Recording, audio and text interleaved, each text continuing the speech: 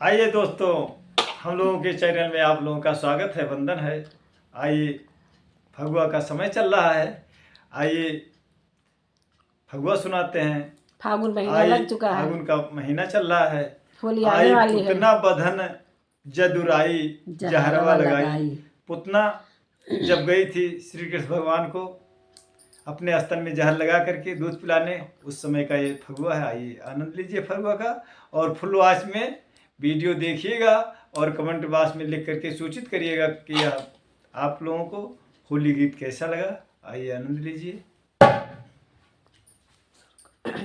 तो बोलो कृष्ण भगवान की जय। चलिए आज एक प्यारा सा फगुआ आप लोग के सामने पेश कर रहे हैं और चैनल के माध्यम से आप लोग देखिएगा। चलिए सुनाते हैं।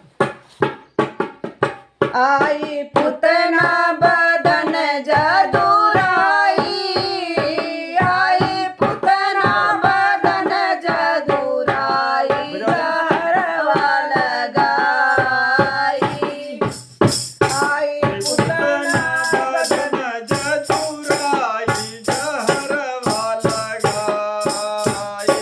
आई पुतना बदन जदुराई, जहरवा लगाई। आई पुतना